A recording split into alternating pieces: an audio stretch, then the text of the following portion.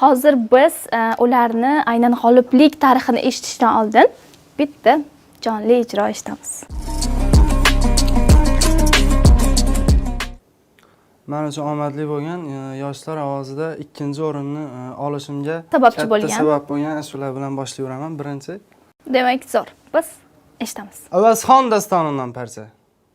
Ana Jo'ro'g'li sulton Avazxonni dar tayindan ozod qilgandan keyin o'g'lina yuzlanib aytdiki, "Ana o'g'lim, seni ustingda Xunkarshov podshoni ot bilan zangisidan qon aqizdim, indam armoning bormi bolam?" dedi. Ava. Avazxon aytdi, "Yo'q ota" dedi. "Endi dedi, u yana ketsak ham bo'laveradi. Bizani bedatadan ishimiz qolmadi endi" dedi. Ana Jo'ro'g'li sulton o'g'lina ko'ngillik berib bu so'zni aytadi. "Ey yaroqlar, avval boshdan davlat kerakdir yigitga. Yiqilganda suyanmaka madad kerakdir yigitga. Ottir yigitni yo'ldoshi, o'g'ildir davlatni boshi. Qiz degan ham ko'ngil xushi zurriyot kerakdir yigitga" dedi.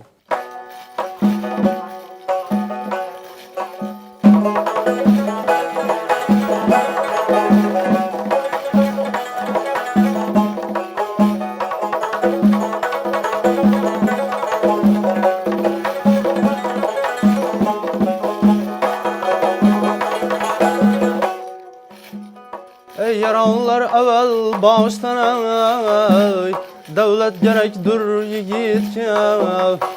Yiqilganda suyanmakka, madad kerakdir yigitga. Madad kerakdir yigitga.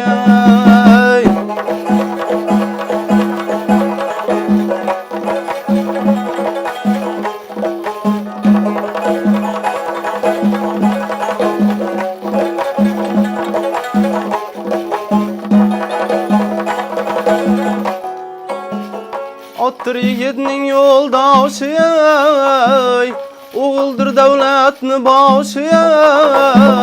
Qiz degan ham ko'ngil xushi, zurriyot kerakdir yigitga.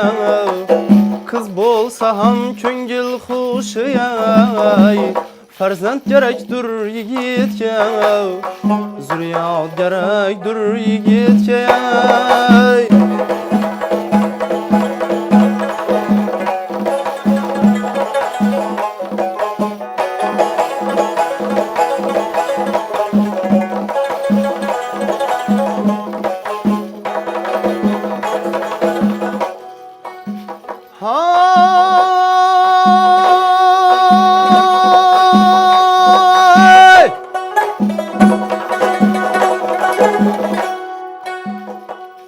Kıya sonlaşmakta, narlar kabi tezlaşmakta, yıkılganda suyanmakta, yıkılganda suyanmakta. Madad kerakdir yigitga, madad kerakdir yigitga.